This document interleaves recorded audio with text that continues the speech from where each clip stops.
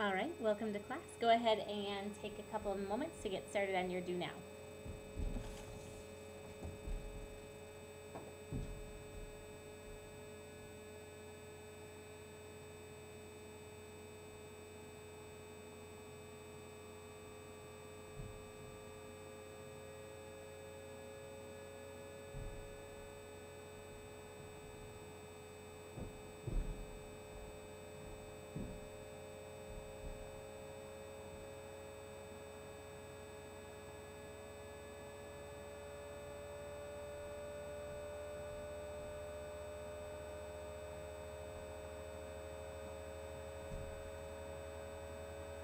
All right, who would like to share what they have written?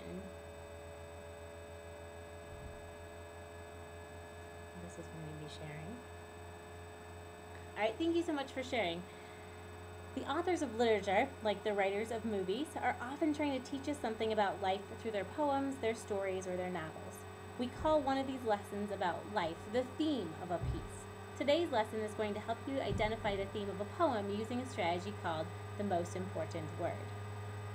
Writers almost never end, or begin for that matter, their stories or poems with a neat little package that says, "Dear reader, here is the theme or the message of the story that I was going for." No, instead, writers let their readers identify with the characters or the speakers during the piece, and at the end of the experience, or at the end of the story, the reader, along with the characters, has discovered something new about the world around them. It might be something that we as readers already knew, but just in a different context, or it could be something entirely different and new completely to us. The theme is the message of the story or the poem that we discover as we read. Remember that one word is not a theme. It has to be a message, so it needs to be a statement or a sentence that is that lesson of what we read. Thinking about one word can help us figure out and get to the theme, though. Today we're going to learn a strategy called the most important word. This is how it works. There are 4 steps.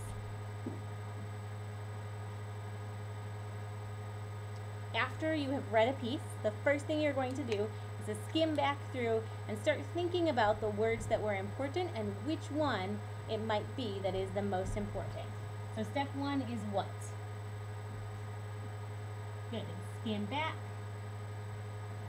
Find important words.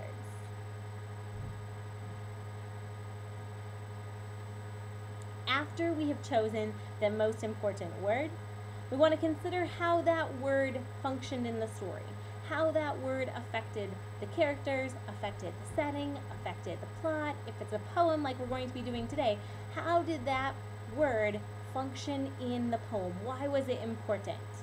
So what could I write for number 2? Okay. Consider importance of word. And I'm going to write character, plot, etc. Step 3 is to then focus on what the characters or the speaker or you as a reader learned during the poem or during the story.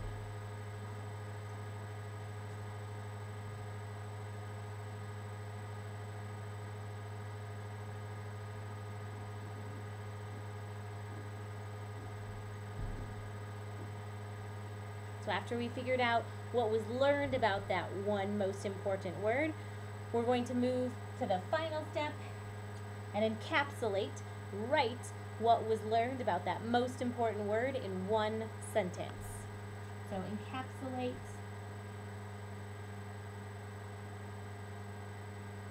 the theme in one sentence. All right, now that we have the steps of how to do it, I'm going to go ahead and show you how this actually looks in action. I'd like you to take out the poem that is called Dreams, and this is a famous poem by Langston Hughes. Let me read it to you. Dreams by Langston Hughes. Hold fast to dreams, for if dreams die, life is a broken winged bird that cannot fly. Hold fast to dreams, for when dreams go, life is a barren field, frozen with snow. So now I'm going to go back through my steps. The first thing said to skim back and find important words. Well, I see the word dreams in the title, so I already know that could be an important word. And as I continue to read down, I see that dreams is again in the first line of the first stanza and the first line of the second stanza. I also see the word life in there twice. So I'm really thinking that dreams and life are pretty important. Also, I just know that this poem was really, really about dreams and its connection to life. So I think I'm going to choose dreams. It was in the title, and it is in there a couple of times. So now I can move on to considering the importance of the word. And I'm going to go ahead and grab our organizer.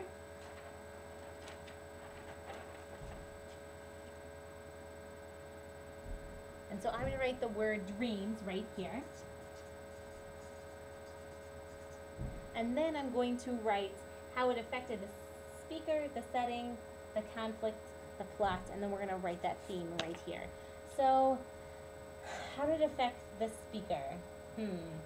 Well, the speaker feels like that life isn't important if dreams don't happen. So, feels like dreams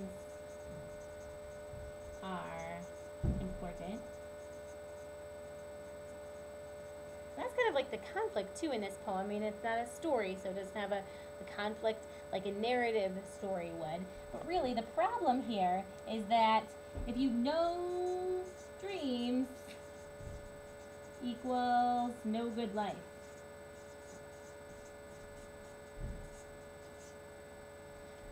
What's the setting? Let's go back and look. Well, again, if there's not any dreams, it says that life is a barren field.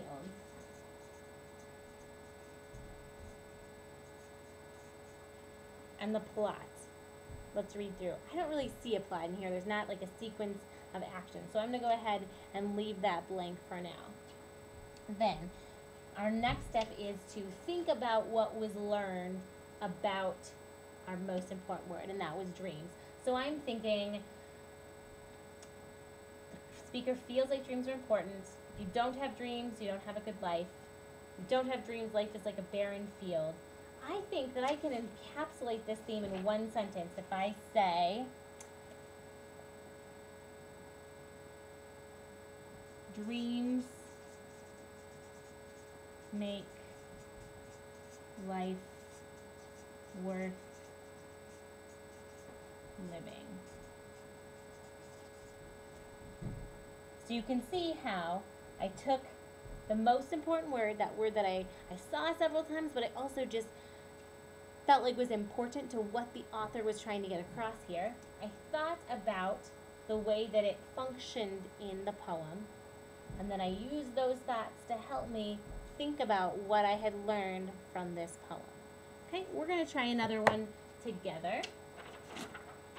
I'd like you to look down to the next poem on that page called In the Inner City. So this is very different than where many of us are, but this is a poem called In the Inner City by Lucille Clifton. As I'm reading, I'd like you to go ahead and think about which word is it that's really important here.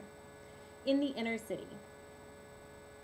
In the inner city, or like we call it, home, we think a lot about uptown and the silent nights and the houses straight as dead men and the pastel lights. And we hang on to our no place, happy to be alive and in the inner city, or like we call it, home.